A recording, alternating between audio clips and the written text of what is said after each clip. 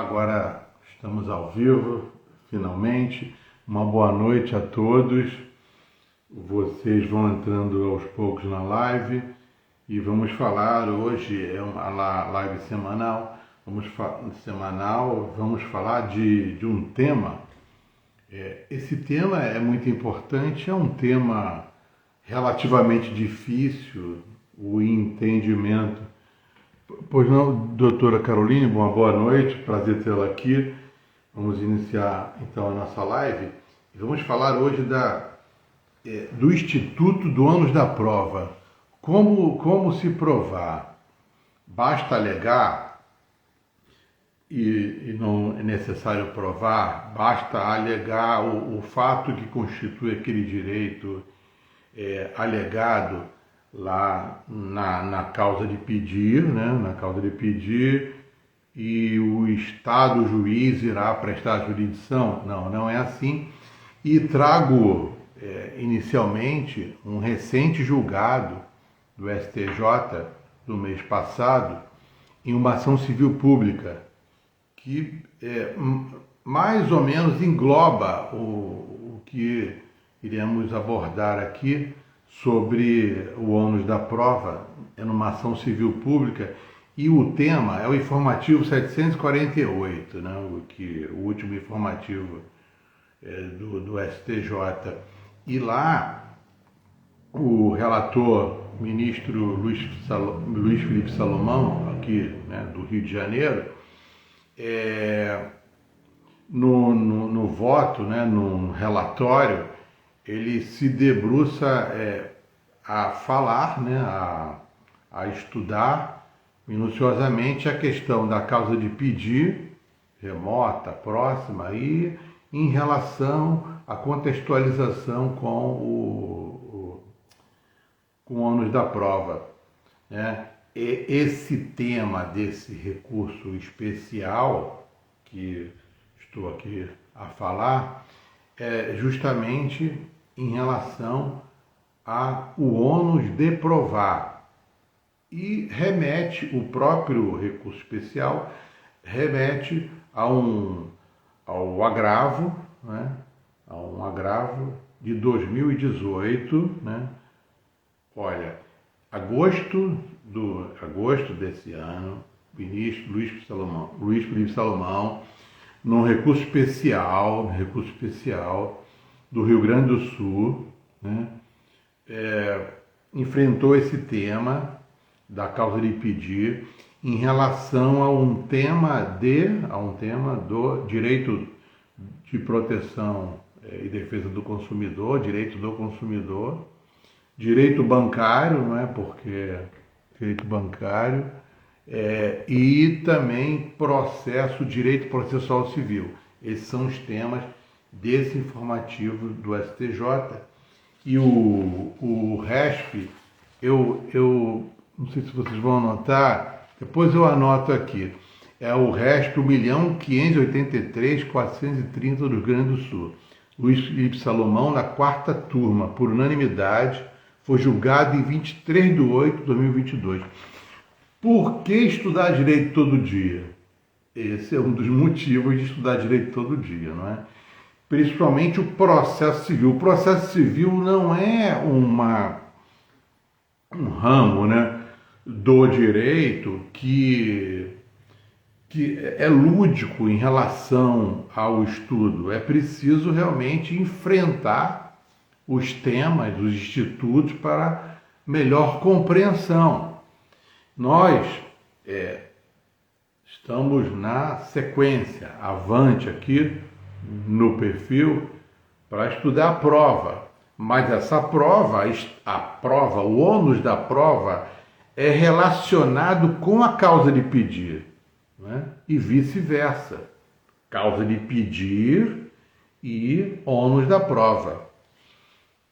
Repito, a causa de pedir é justamente o que o demandante afirma que aqueles fatos são verdadeiros ou aquele conjunto de fatos, e pretende a tutela jurisdicional. Por isso que não há autor e réu, e sim demandante e demandado, demandantes e demandados, correto?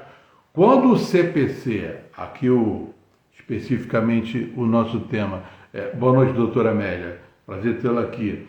Quando estamos a iniciar a nossa live ainda, viu?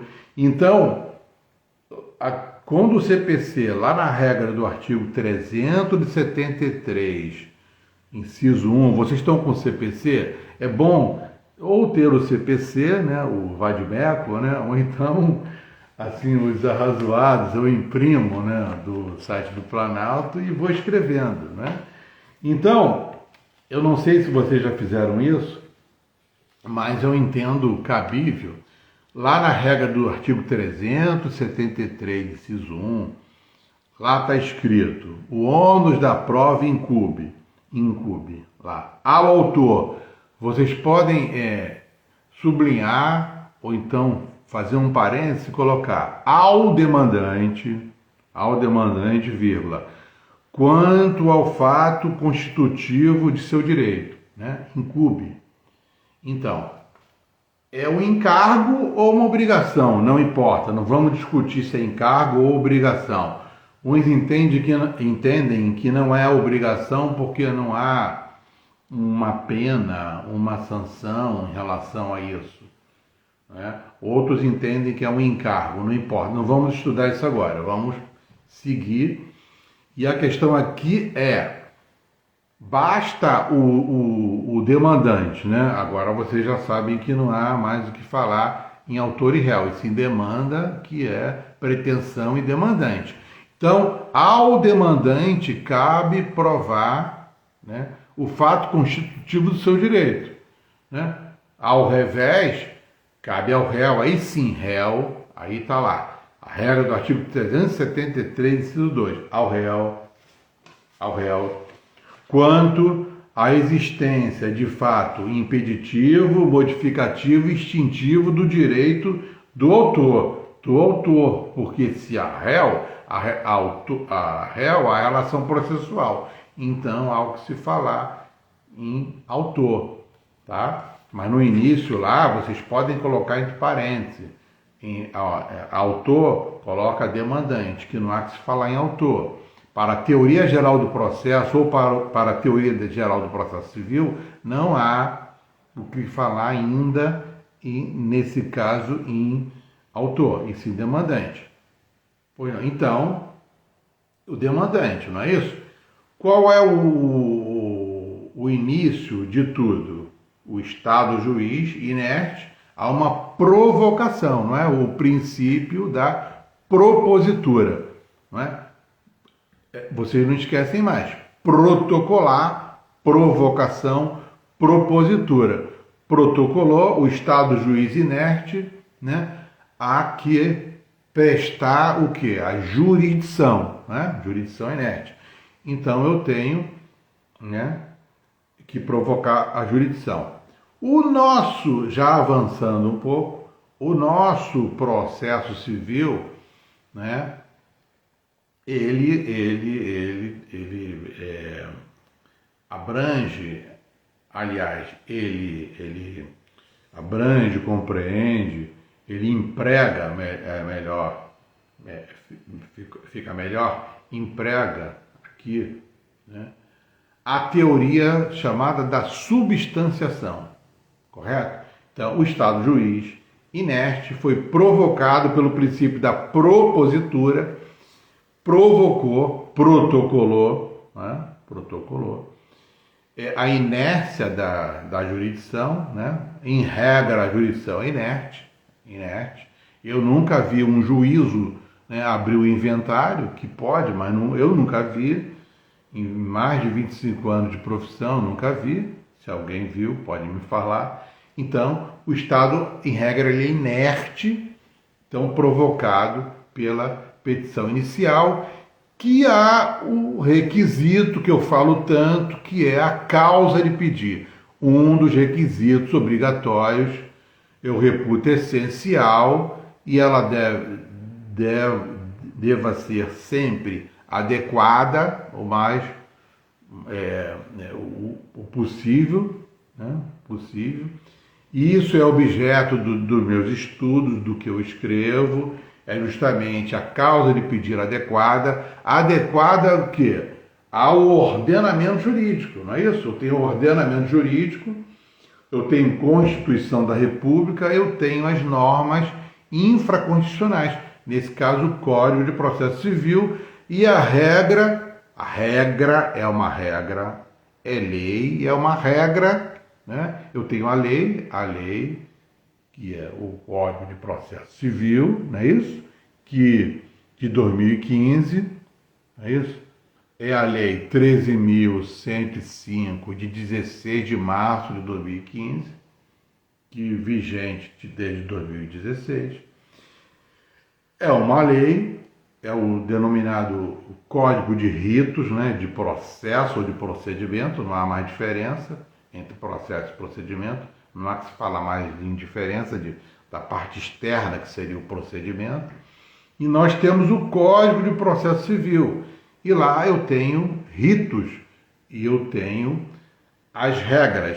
E uma dessas regras, o nome já diz, regra, é o artigo 373, inciso 1 e 2 do Código de Processo Civil de 2015, correto? Essa é a regra.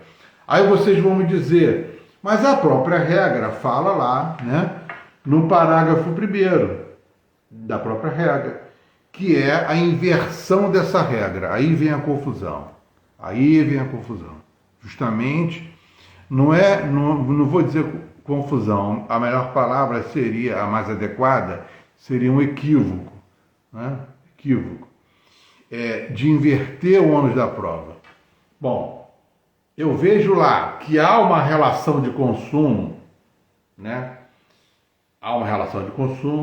Né? Eu tenho os requisitos do Código de Defesa e Proteção ao Consumidor, que é uma regra, uma lei especial, o princípio da especialidade. A relação de consumo eu aplico, né? Não há dúvida em relação a isso. Eu aplico o Código de Defesa e Proteção ao Consumidor porque o acesso é maior à justiça, é o princípio do acesso à justiça. Por isso é que Pois não, doutora Aula, boa noite. Por isso é que todo o ordenamento jurídico, aqui processo civil, né? Por isso que eu entendo que o ordenamento jurídico é um novelo de lã, não é? Nós estamos retirando, né, uma linha daquele do novelo de lã, e é o processo civil. Outra linha é o CDC, não é isso?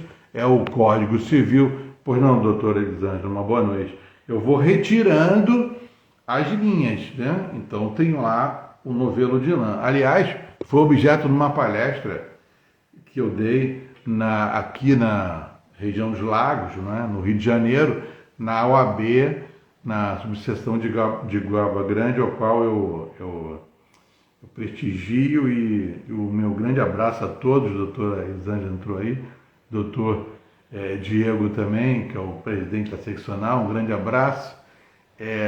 Muito obrigado pelo apoio, tá? E eu estendo a todos aqui o apoio que deram a essa live, porque temos que apoiar a advocacia realmente, porque a advocacia é uma boa, é um sacerdócio, né?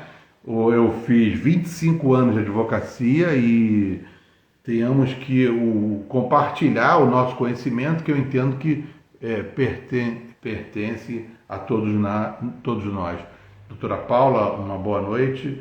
E vamos na sequência, a live está no início ainda, né? Então, vamos falar aqui, né? Já estamos falando de causa de pedir. E vamos falar especificamente do tema da live, que eu vou colocar aqui. Vamos lá, o ônus da prova, à luz do STJ. Pronto. Vamos lá, deixa eu ver aqui. Tá fixado, porque senão as pessoas olham, não gostam do tema e já saem. Tá assim, né? Que as pessoas estão um pouco cansadas. Mas eu sei que está todo mundo cansado, mas temos que prosseguir nesse nosso sacerdócio e nesse nosso labor. E um deles é esse ponto importantíssimo e difícil. Eu não gosto de falar que temas, institutos do processo civil sejam difíceis, não. Eu entendo que a dificuldade é justamente não enfrentar aquilo. Nós temos que enfrentar o que é difícil, o que realmente é mais tortuoso, que é o processo civil. Tanto é que eu trouxe aqui no início da live, eu vou repetir, o recurso especial julgado em 23/8/2022, no mês passado. Por isso que eu entendo que eu fiz aqui uma postagem sobre por que eu preciso, né, ou devo estudar direito todo dia. Por isso, esse julgado é importantíssimo, é uma ação civil pública. Esse é um recurso especial. Eu não sei se vocês querem, depois eu vou escrever na descrição. É o recurso especial 1.583.430 do Rio Grande do Sul. O ministro aqui do Rio de Janeiro, né? Saudações, ministro Luiz Felipe Salomão, da 4ª turma. Por unanimidade, né? Julgado, repito, 23/8/2022. E esses temas, são 3 temas nesse julgado, que é direito processual civil, né? Direito de proteção e defesa do consumidor e o direito bancário, né? Porque é uma nova vertente do direito do consumidor. Dessa ação civil pública, ele fala dessa questão de da onerosidade excessiva, que é um dos institutos do direito do consumidor, porque estão relacionados, não é? O direito do consumidor, o processo civil e, no caso específico, do direito bancário, que é o novo braço, né? Vamos dizer assim, uma nova vertente do estudo para didaticamente estudarmos o direito do consumidor. Eu não vou especificar o conteúdo do julgado, e sim para nos ajudar a entender essa questão do ônus da prova.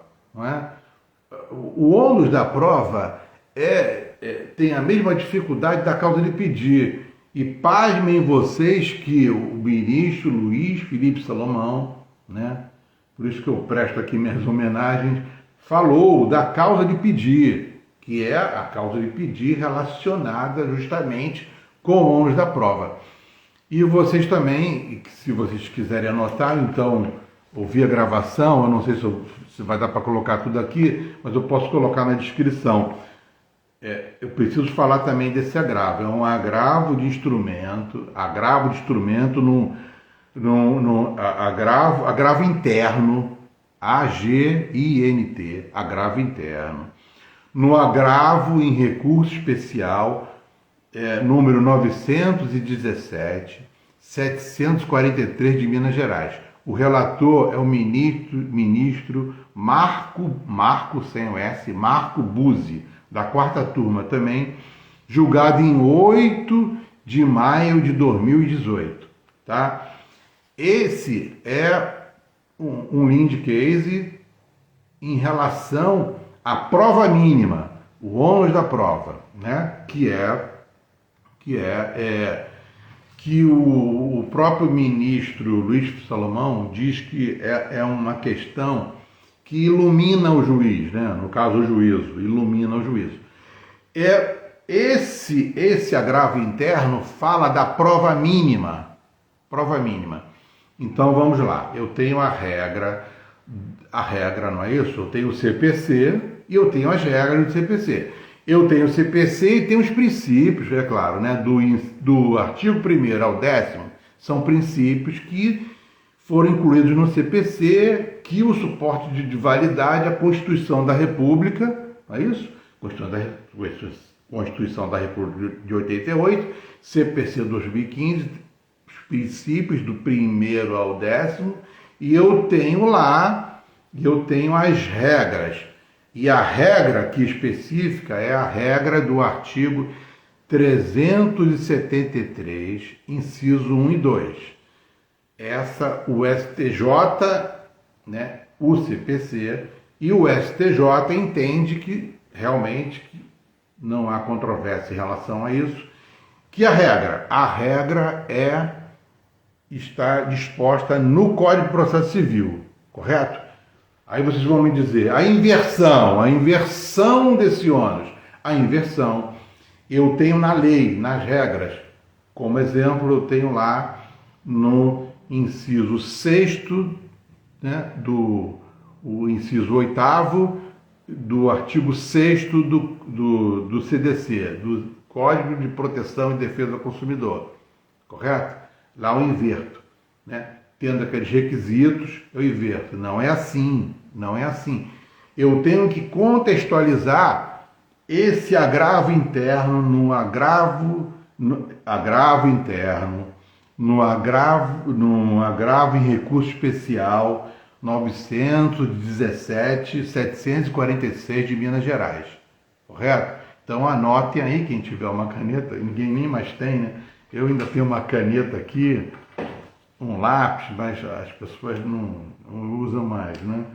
Mas é interessante. Ou então anotem em qualquer lugar esse recurso. E o recurso especial, que é de 22/8/2022, não é?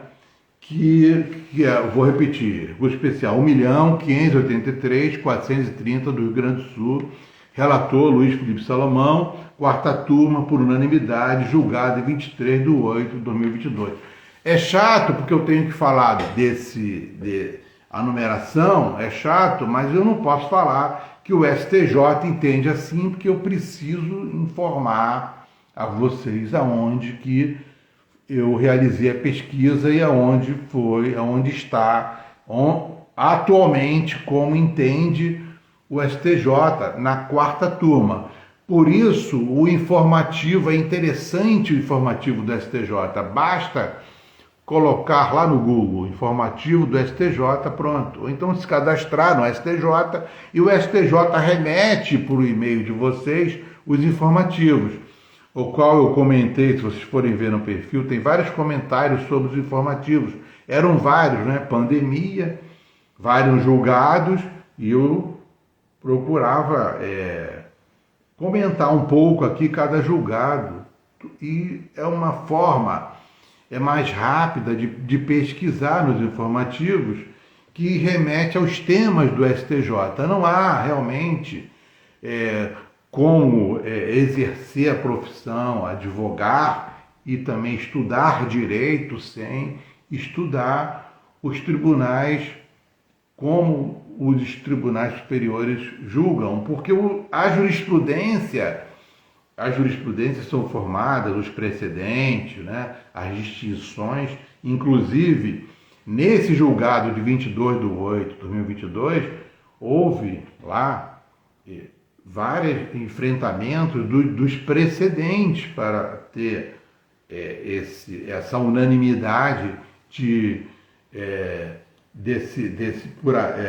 por prover, né, esse recurso por unanimidade, né, em relação também ao enfrentamento daqueles precedentes e as distinções. Mas o importante aqui nessa live, porque em didática, quando nós vamos...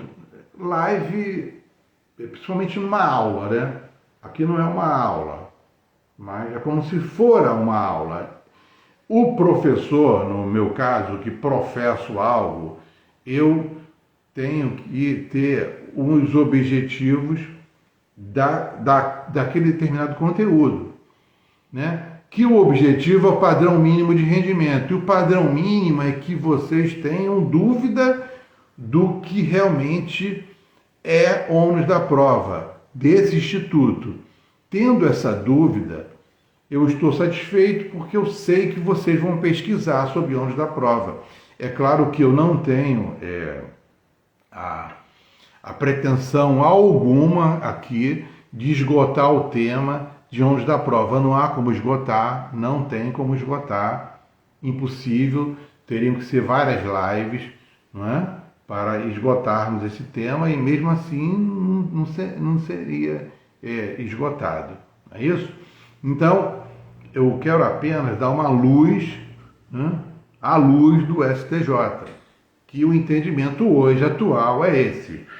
Bom, nesse próprio julgado, nesse recurso especial, né, o ministro Luiz Felipe Salomão fala da questão da prova ali, mínima, né, porque mesmo sendo uma ação coletiva, eu tenho que ter uma prova ali, mínima. Aqui é uma associação de defesa do consumidor e mesmo sendo uma relação de consumo. Não basta ser relação de consumo para que o juízo inverta a prova, não basta estar na lei.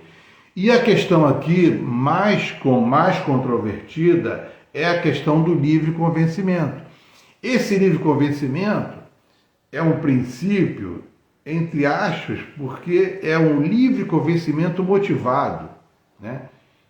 Então, ele não é livre, ele é motivado. Então, ele é motivado, essa motivação deve ser fundamentada. Por isso que o relator, ministro Luiz Felipe Salomão, fala da questão da luz, para iluminar, porque o juízo tem que ser iluminado a interpretar de acordo, não é, com a norma jurídica e as regras e os princípios. Não é isso? É isso? Bom, então eu já cheguei aqui à inversão. Eu sei que eu pulei alguns tópicos, né? Como eu disse, aqui não é uma aula, é uma live, né? Então eu pulei propositalmente, né? E cheguei à inversão do ônus da prova. O que é a inversão do ônus da prova? Inverte aquela regra. Repito, a regra é o artigo 373, inciso 1 e 2 do Código de Processo Civil. A inversão não é regra. Eu inverto se tiver aqueles casos. O intérprete, o juiz, ele vai inverter. Mas é necessário que o demandante, né, ele tenha uma prova mínima, mesmo sendo uma ação civil pública, que a teoria da substanciação, vocês estão compreendendo? A teoria da substanciação, ela é mais tênue em relação a aqueles fatos numa ação civil pública, enquanto que o demandante, numa demanda em que eu tenho lá apenas um demandante, aqueles fatos relacionados àquela pretensão daquele demandante, aquela causa de pedir e a substanciação, a teoria da substanciação, a demonstração é maior ainda do que uma ação civil pública, e vocês concordam com isso, não é isso?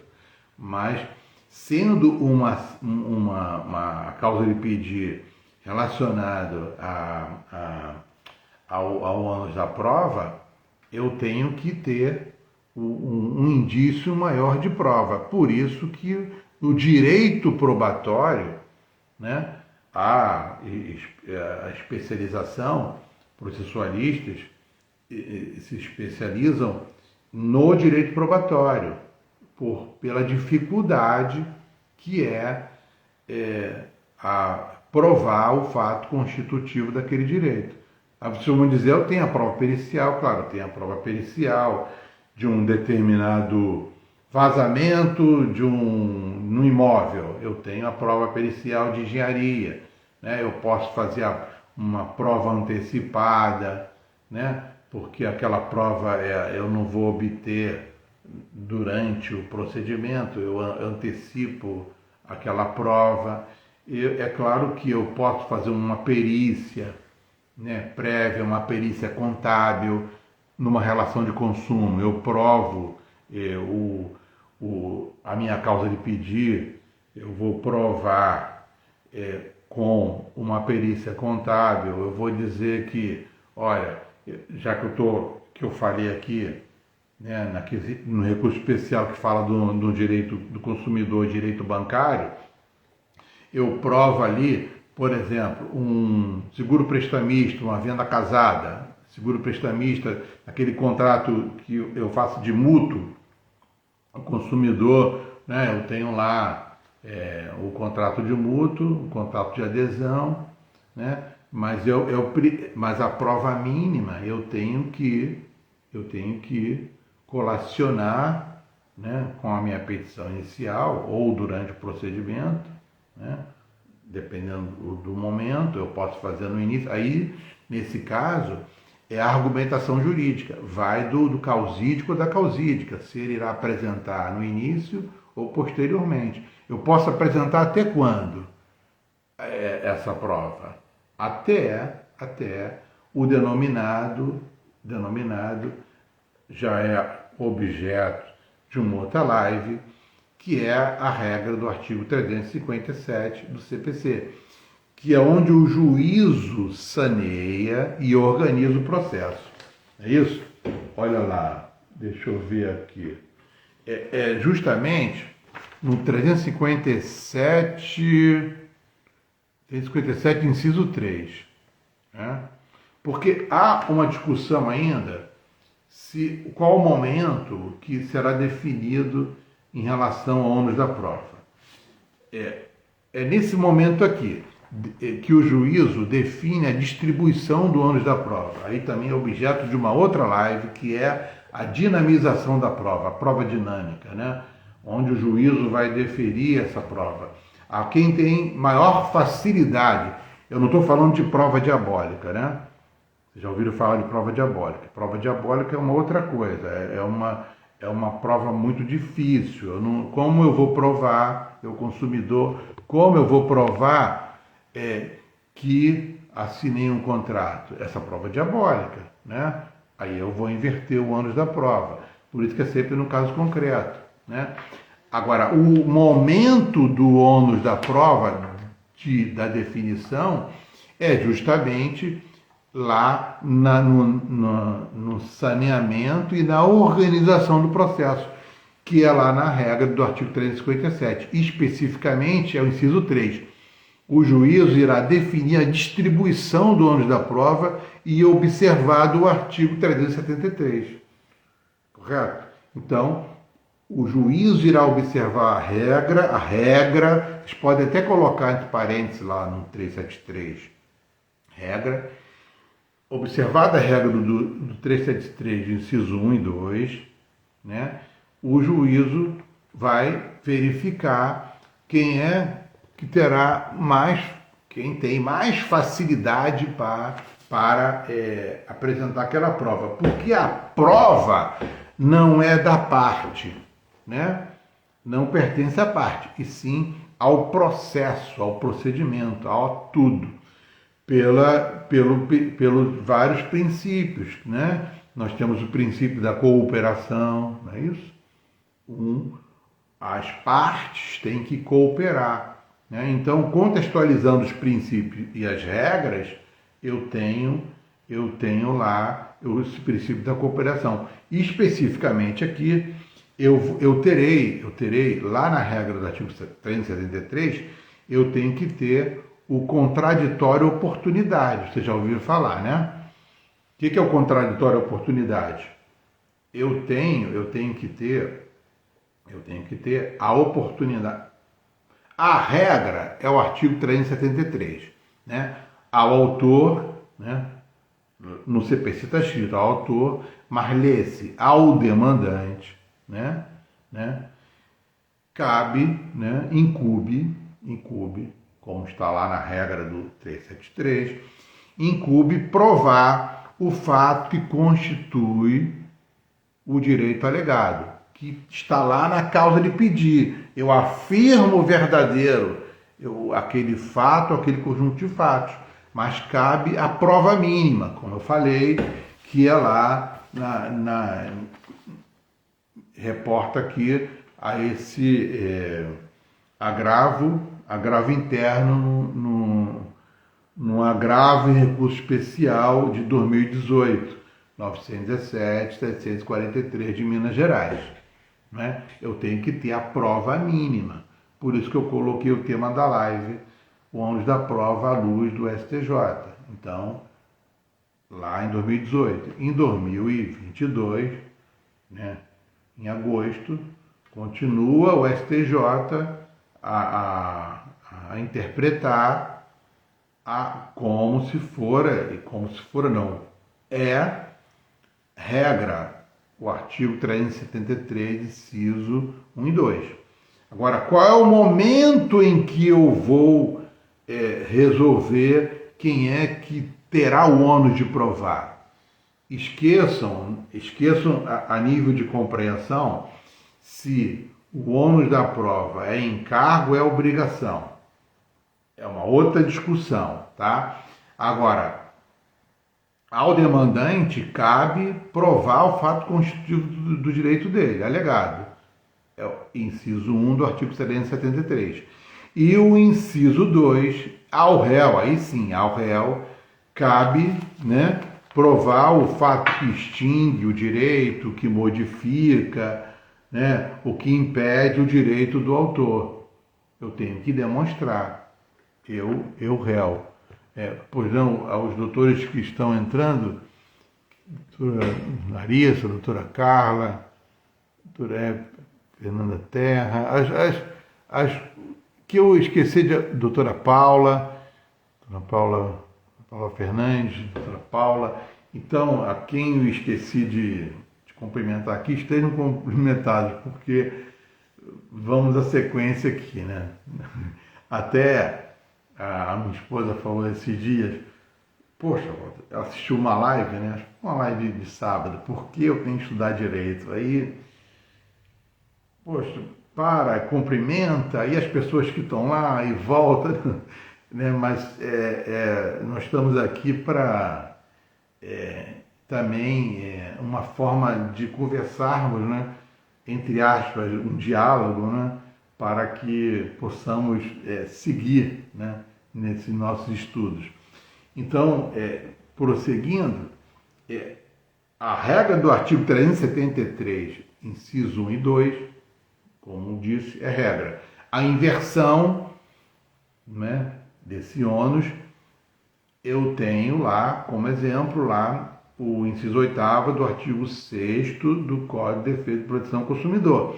Mas é preciso, por exemplo, aqui, um direito do consumidor, direito bancário. É necessário que eu, pelo menos, eu colacione, junte, né, com a minha petição inicial, os contratos, aqueles contratos de adesão ou por adesão. É isso? Eu não estou alegando lá a onerosidade excessiva, é preciso que eu prove o fato que constitui meu direito.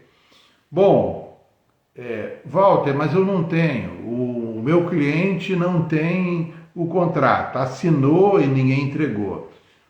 Bom, por isso é que tem lá a regra do artigo 357. O que é o processo e o procedimento? É uma marcha avante, correto? Petição inicial, contestação em regra, não é? Se eu não tiver nada, o que o 357 fala? Fala lá, ó, 357, o caput, está lá. Não ocorrendo nenhuma hipótese desse capítulo, do capítulo todo, deverá o juiz, né, esse juízo, em decisão de saneamento e de organização do processo, 2 pontos. 1. Resolver as questões processuais pendentes, se houver, prossegue.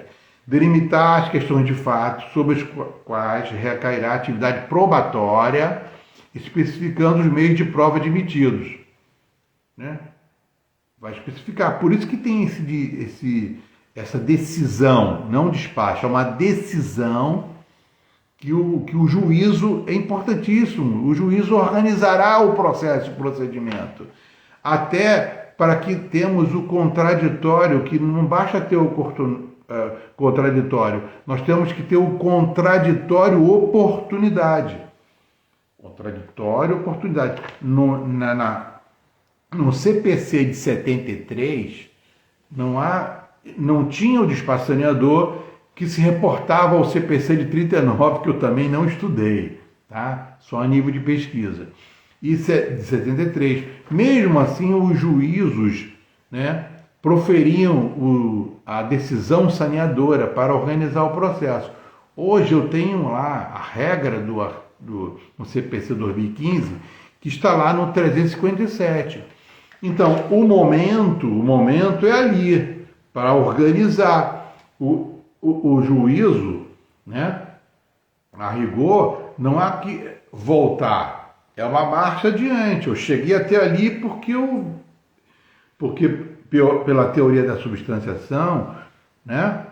Causa de pedir, eu afirmei que aqueles fatos são verdadeiros, agora eu tenho que provar o mínimo. Eu não posso só dizer que numa relação de consumo houve uma onerosidade excessiva, os juros, né, no caso do direito bancário, do ramo do direito bancário, a onerosidade excessiva e os juros, né, remuneratórios estão maiores do que a taxa que dispõe, porque o STF, o Supremo Tribunal Federal, entende que a lei da usura é sobrestada, né? As instituições financeiras podem aplicar juros maiores do que a taxa legal. E o Linde Case é justamente do STF, lá o STF, que é justamente a taxa média do Banco Central do Brasil, do Bacen, é isso?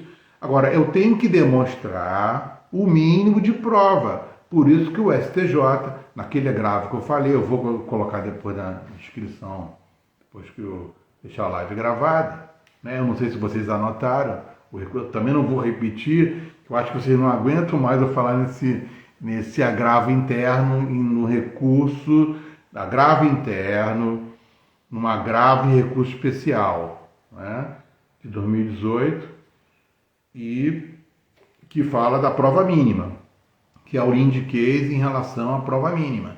Mesmo sendo relação de consumo, eu tenho que colacionar os contratos, o que tiver, recibos, não é? Se eu não tenho, eu informo ao juízo, olha, eu não tenho, essa prova, ela é quase que diabólica, né? Ou aproximadamente, essa, entre aspas, prova diabólica, né? Na doutrina, que é aquela prova impossível, né? Necessário que se prove. O juízo, vocês podem pretender, né? No caso, o advogado com a capacidade postulatória, a expedição de ofício a determinada instituição financeira para que junte, né, aos autos, né, colacione os contratos, já que o consumidor ele não tem esses contratos, ele assinou o contrato de adesão e ele não tem mais esses contratos. Agora, o STJ, como eu falei naquele agravo, não é? E também no recurso especial, que eu tenho que ter a prova mínima, né? Porque a regra é o artigo 373, inciso 1 e 2 do CPC, correto? Então, a discussão aqui não é se o ônus da prova é um encargo ou é uma obrigação. Esqueçam isso no momento para vocês seguirem com o entendimento ou aperfeiçoar o entendimento ou começar a pesquisa sobre o ônus da prova e terem uma elaboração melhor, né, das peças, né, processuais que vocês vão, tanto como pelo demandante ou pelo autor, pelo réu, não é? um recurso, é necessário entender esses institutos, causa de pedir, ônus da prova, os informativos do STJ, como o STJ atualmente entende essa questão do ônus da prova, que, repito, é importante e difícil, né? No início da live eu falei que realmente eu entendo que é difícil, né? No caso concreto, né? O direito probatório é um instituto dos mais difíceis que existe no processo civil, né? Mas que tenhamos um melhor entendimento para que o fomento de uma atividade nossa, do causídico, da causídica, de excelência. Eu entendo que nós temos que empregar o melhor possível de nosso direito como cientista. Nós somos cientistas, o direito é uma ciência. Métodos, eu vou aplicar aquele método. Não é questão de ser ou não positivista, é preciso enfrentar para adiante, estudarmos as regras lá do 489, que eu sempre falo aqui. Nós temos mais de 6 anos de vigência do CPC e poucos foram enfrentados ainda as questões de acordo com a regra do artigo 489, né? Que cabe embargo de declaração, sob pena de nulidade, porque todas as decisões têm que ser fundamentadas, né? Fundamento lá em relação à sentença, não fundamento em relação à causa de pedir. Porque a causa de pedir, eu posso elaborar a causa de pedir, eu não preciso colocar nenhum dispositivo legal. E isso me reporto ao mestre Barbosa Moreira, né, e ao mestre Humberto Teodoro Júnior, que já pregavam, né, já lecionavam de que na causa de pedir, né, não é fundamento jurídico para eu colocar o dispositivo legal, e sim para o juízo. Então, lá adiante, na sentença, na decisão lato sensu, todas as decisões devem ser fundamentadas. Está aí para que eu tenha a oportunidade de, inconformado, né, opor embargo de declaração ou interpor algum recurso, ou apelação, ou agravo de instrumento, correto? Então, temos que enfrentar, nós temos como advogado enfrentar aquela famigerada súmula 7, não é isso? Então, o direito probatório, o ônus da prova é importantíssimo no primeiro grau de jurisdição, né? No primeiro grau, quando se chega lá no STJ, não é matéria de prova. Eu não posso provar no STJ, né? A súmula 7 não permite. Eu tenho que verificar isso lá. Eu tenho que essa oportunidade, por isso que o contraditório oportunidade é lá no primeiro grau de jurisdição. Aí vocês vão me dizer, e a inversão do ônus? Código de Defesa e Proteção ao Consumidor, regra do artigo 6º, inciso 8º, ela não opera open legis, né? Ela não opera porque eu tenho a regra, eu vou aplicar, não. Ao intérprete, eu tenho lá a norma jurídica, eu tenho as regras, eu tenho os princípios, eu tenho as regras. Então, eu vou ter. O que é norma? Norma é interpretação. Por isso que é importante entendermos o ordenamento jurídico para entendermos o processo civil e entendermos os ramos do direito. Fica um pouco mais fácil, ou para alguns menos difícil de entender. E o ônus da prova é o instituto do processo civil, né? Tanto no processo civil como no processo penal, não é a minha especialidade, mas em o processo civil é mais difícil, o ônus de provar, que é a regra, não é isso? Então eu acredito que Eu não sei até aqui se está bom, se eu continuo, mas eu não sei, eu acredito que sim. Porque eu acho que vocês estão cansados de me ouvir, vocês não aguentam mais falar de ônus da prova. Eu não sei porque é um pouco difícil, porque a população, no caso, eu estou aqui transmitindo, compartilhando algo, né, um conteúdo.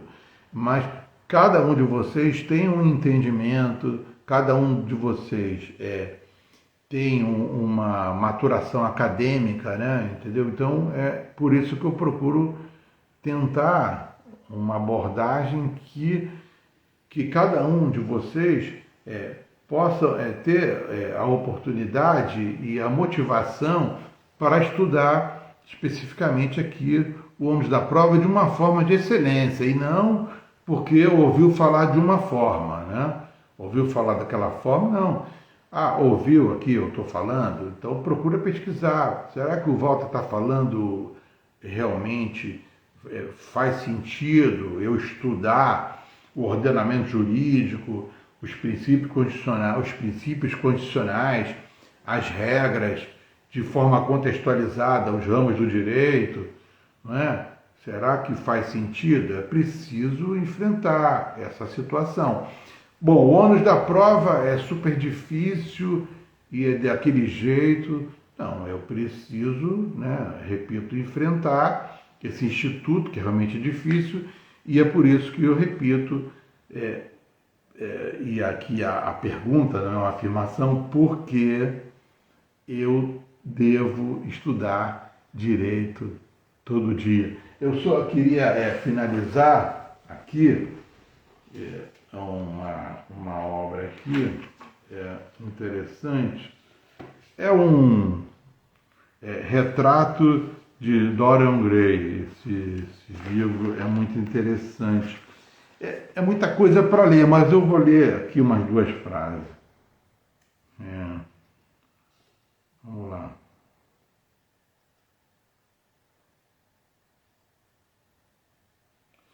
O crítico é aquele capaz de traduzir para uma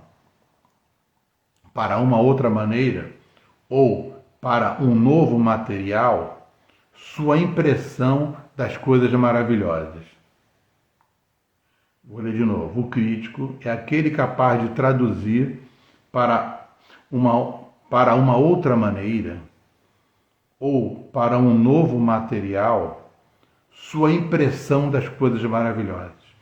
Tanto a forma mais elevada como a forma mais baixa de crítica é um modo de autobiografia. Os que descobrem significados feios nas coisas maravilhosas são corruptos, deselegantes, isso é um erro. Os que descobrem significados maravilhosos em coisas maravilhosas são os ilustrados. Para estes, há esperanças.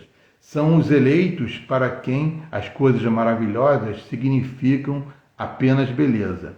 Não existe isto de livros morais ou imorais.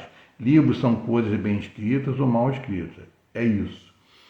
A antipatia do século XIX pelo realismo e a fúria de um autor aqui, seu rosto no espelho. A antipatia do século XIX pelo romantismo e a fúria do autor, não olhando o seu rosto no espelho. A vida moral do homem faz parte do tema do artista, mas a moralidade da arte consiste no uso perfeito de um meio imperfeito. Bom, esse livro aqui são clássicos, não é, de literatura, o retrato de Dorian Gray, tá? É interessante e inglês, né? Filósofo lá, inglês do século XIX. Muitas coisas, né, que nós vemos, né, ao que parece, mas não é aquilo, né? Então, a questão da prova, se coloquem no lugar do juiz. Por isso que o STJ, né, no caso aqui o ministro Luiz Salomão, diz que iluminar o juiz. O juiz tem que estar iluminado, né? O intérprete, né? No caso do STJ, e no caso o juiz até, no caso do primeiro grau, iluminar naquele caso concreto, né?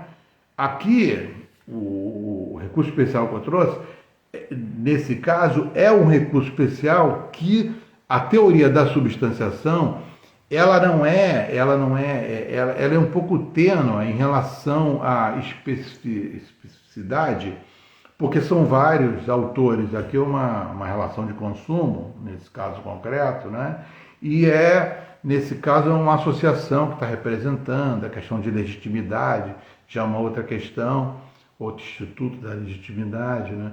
Mas aqui, a teoria da substanciação, nesse caso, é um pouco mais tênue do que a ovação civil pública. Agora, específico, num caso de um autor individual, um demandante, realmente, mesmo sendo a relação de consumo, não há o que se falar, apenas alegar. Eu tenho que ter o mínimo de prova. E esse momento é até chegar à organização do processo, que é o despacho saneador. Por isso que o CPC é o Código de Ritos, né? Eu tenho que estar iluminado de entendimento. Eu tenho que, no direito, eu tenho que ter uma abrangência maior, não só do Código de Processo Civil, não só das regras, mas de tudo que a vida nos dá, entendeu? Então, eu acredito que tenhamos que ler literatura de Machado de Assis, outros livros, ler jornal, quase ninguém lê mais, né? Mas eu acho importante, e literaturas, né? E outras questões inerentes, e ficam inerentes a iluminar ao causídico, a elaborar uma peça que seja de excelência para que fomentemos, né, no nosso caso, o direito como ciência da melhor forma possível. Tá? Então, muito obrigado, desculpa aí até pela delonga aqui da live, mas meus agradecimentos, espero que pelo menos um pouco eu pude compartilhar com vocês o meu dia a dia. Então, finalizando, porque eu tenho que estudar direito todo dia. Grande abraço, eu vou deixar aqui a live gravada. Muito obrigado de coração a todos que assistiram aqui ao vivo e aqueles que assistiram também a gravação. Muito obrigado, e aqueles que divulgaram a live. Então teremos uma nova live na próxima semana, ou quarta ou quinta-feira. Eu vou divulgar aqui, tá bom?